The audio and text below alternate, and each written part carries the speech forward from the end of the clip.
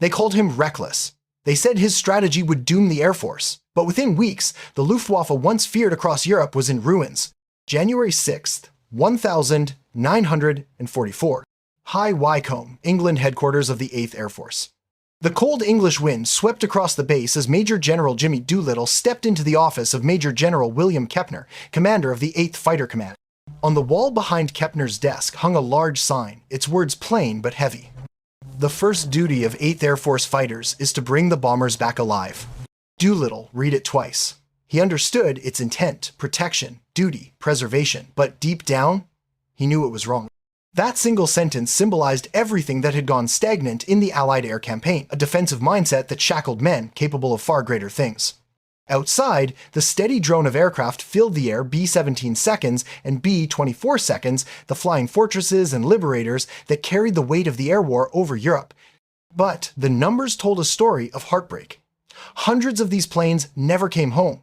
In late 1943 alone, entire formations were torn apart by German fighters and flak.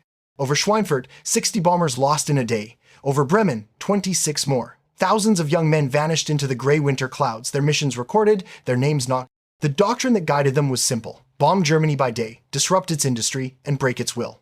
Yet, every daylight raid felt like a suicide run. The Luftwaffe's 4W 190 seconds and Bf 109 seconds tore into the bomber streams with brutal precision. The P-47 seconds and P-38 seconds that escorted them had limited range, forced to turn back before the bombers reached their targets. What followed was slaughter. In the officers' clubs, silence lingered where laughter once was. Pilots sat staring into their drinks, remembering friends who hadn't made it back. Ground crews painted new names on replacement planes before the old ones' paint had even faded. There was courage, endless courage, but courage without purpose was beginning to feel like despair. Doolittle had seen enough war to recognize when a strategy was failing. He was a man of science and action, a mechanical engineer, an aeronautical pioneer, a racing pilot who once broke the sound barrier of fear. And in 1942, he had done the impossible, led the daring Tokyo raid, striking the heart of Imperial Japan with B-25 bombers launched from the deck of an aircraft carrier. It had been a message to the world that America would not fight on its heels. Now, in England, he faced a different kind of war, not against Japan, but against stagnation, fear, and outdated thinking. The 8th Air Force needed a revolution, and Doolittle knew it had to start in the sky. As he walked through the corridors of command, the faces of young airmen stared back, exhausted, hollow-eyed, but resolute. Every briefing began the same way. Flight plans, escort limits, return windows, fuel reserves, every commander spoke in the language of survival. But Doolittle saw something else. He saw potential.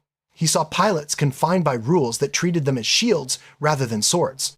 He saw the untapped fury of the Mustang, the new P-51B with its Rolls-Royce Merlin engine capable of reaching Berlin and back. He saw, above all, the truth no one dared to say aloud. You don't win wars by merely surviving. Late that evening, Doolittle stood alone in his quarters, staring out the window toward the distant runways. Snowflakes drifted through the floodlights as mechanics worked beneath the wings of fighters. Somewhere out there, he thought, a young pilot was memorizing his flight route, not knowing if he'd ever return. War had become arithmetic sorties, loss rates, mission counts. But to Doolittle, it had to become philosophy. The air war wasn't about numbers, it was about belief. Belief that the skies could be tamed, that aggression could protect better than passivity ever would. He picked up his pen and began drafting a memo. Its tone was firm, almost blunt, the kind of language that cut through bureaucracy. He didn't need committees, he needed permission to think freely. Over the next days, Doolittle met with his senior staff, his mind already racing ahead. He listened, truly listened, to the fighter pilots returning from missions. He asked what they saw, how they felt, where they wanted to go if given the choice. The answers were raw and honest. Sir, we could take them head on. If we could just stay longer, chase them home. They're not invincible. We are just not allowed to fight them our way. And that was the turning point, the unspoken realization that defense had become a slow death. By the end of January, Doolittle had reached his decision. The motto on the wall would no longer define the 8th Air Force. A new era was coming, one built not on fear of loss, but on hunger for victory. He closed his notebook and looked up at the night sky. Somewhere above those clouds lay the future, waiting to be seized by those bold enough to chase it. The bombers had carried the burden of this war long enough. It was time for the fighters to carry the fire. The airfields of East Anglia were alive that January morning. Engines roared, boots thudded across frozen mud, and clouds of exhaust hung heavy over the runways. The winter of 1,944 bits hard, but something in the air felt different, electric, defiant, and restless. Jimmy Doolittle had just taken command of the 8th Air Force, and with him came a philosophy that would shatter every rule the fighter pilots had been taught to obey. For months, American bombers had flown deep into Germany, their formations shredded by swarms of Luftwaffe fighters. They had been told the same creed over and over. The first duty of the fighter is to bring the bombers back alive. It was a noble sentiment, a defensive one, but it also meant the Luftwaffe controlled the skies. Doolittle read that motto once more on the wall of the 8th Fighter Command, then quietly decided it would die under his command. He tore up the rulebook. Under Doolittle, the fighters would no longer cling to the bomber formations like nervous escorts. They would hunt. They would strike deep into enemy territory, hit airfields, trains, convoys, and anything with a swastika painted on it. His mission was simple: destroy the Luftwaffe in the air and on the ground before it could destroy them. This change did not come without resistance. Many officers protested. If we leave the bombers unguarded, they argued, they'll be torn apart. But Doolittle, hardened by the Tokyo raid and every lesson of daring he'd learned from a lifetime of risk, stood firm. If we don't take the fight to them, he replied, we'll lose it in our own skies. By late winter, the transformation had begun. The P-51 Mustang, sleek, long-ranged, and deadly, became the weapon of the new doctrine.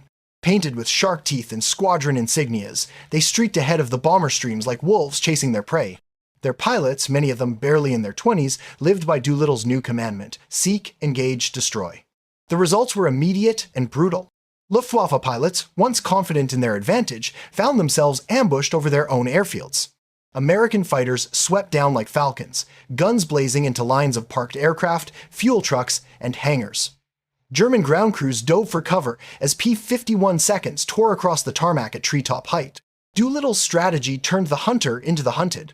But this wasn't just a tactical shift, it was psychological warfare. Every raid, every strafing run, every destroyed airfield chipped away at the morale of the Luftwaffe. Intelligence reports began to show cracks: fuel shortages, fewer experienced pilots returning from missions, and a growing sense of helplessness among the German squadrons. In mess halls and briefing rooms across England, Doolittle's pilots began to notice the change too. Missions that had once ended in tragedy now returned with most crews alive. The bombers, though, still suffering losses, pushed deeper into Germany than ever before. Berlin, Leipzig, Munich, all within reach. And yet, Doolittle was never complacent. He knew every gain was paid for in blood. Each victory meant young men who didn't come back. His leadership was not born of arrogance, but necessity. He carried the weight of every pilot lost, every telegram sent home to grieving families. War is not about who's right, he once told his staff. It's about who's left. By spring, the 8th Air Force had become an unstoppable force. Luftwaffe commanders, once boasting of their invincibility, now scrambled to defend what remained. American bombers roamed the skies of Europe under a shield of aggressive, relentless fighters. But Doolittle's revolution did something far greater than just turning the tide of air war. It changed the very philosophy of aerial combat. It transformed the Allied strategy from survival to supremacy. The hunters now ruled the heavens, and the Reich was running out of sky. By the summer of 1944, the skies over Europe belonged to Jimmy Doolittle. His radical doctrine, once dismissed as reckless, had torn the heart out of the Luftwaffe. German pilots, starved of fuel, haunted by constant attacks, and outnumbered on every front, could no longer rise in force to challenge the Allied bombers. The balance of power had shifted completely, and for the first time since the war began, the Allies owned the air. It didn't happen overnight. Every inch of dominance was bought with sweat, steel, and sacrifice. The P-51 seconds, and their pilots, those daring young men Doolittle unleashed, became legends in their own right. They escorted bombers to Berlin, Leipzig, and beyond, cutting a corridor of destruction through the heart of Hitler's war machine. From above, they watched the thunder of Allied bomb loads tear into factories, refineries, and rail networks, the arteries of the Nazi Empire slowly choking under the weight of relentless assault. Even the German High Command could see it. Albert Speer, the Minister of Armaments, later admitted that by mid-1944, the American air offensive had achieved what no army could: the systematic destruction of Germany's industrial soul. And at the center of this storm stood Doolittle, not as a distant commander, but as a leader who lived among his men, walked their airfields, shared their coffee, and watched the skies darken with returning formations. But Doolittle's genius wasn't just strategic, it was deeply human. He understood morale, the invisible force that kept men flying into hell and back. He visited hospitals, wrote personal letters to families, and reminded his airmen that their struggle wasn't for glory, but for survival, and for something larger than themselves. His charisma was quiet, but unyielding, the kind of leadership that inspired loyalty rather than demanded it. And yet, Doolittle was never comfortable with being called a hero. "I was just doing my job," he often said. But history would disagree. His name became synonymous with audacity from the Tokyo raid of 1942, when he struck the Japanese homeland with impossible daring, to the European Air War, where he turned a defensive force into a weapon of domination. When the Allies landed in Normandy on June 6, 1944, Doolittle's victory in the air had already made the invasion possible. Without control of the skies, no army could have crossed the channel. No ships could have reached the beaches. No soldiers could have survived the onslaught from above. The quiet, relentless war that Doolittle fought in the clouds paved the way for victory on the ground. As Germany fell and Europe burned itself out, Doolittle watched from the control towers and briefing tents that had become his second home. He saw young pilots come and go, missions succeed and fail, lives made and lost in the span of a heartbeat. And when peace finally returned, he didn't celebrate. It wasn't in his nature. "There's nothing good about war," he told a reporter years later. "It's only good that it ends." After the war, Doolittle retired from active command, but his legacy lived on in every jet fighter, every combat doctrine, and every pilot who dared to fight beyond the limits of fear.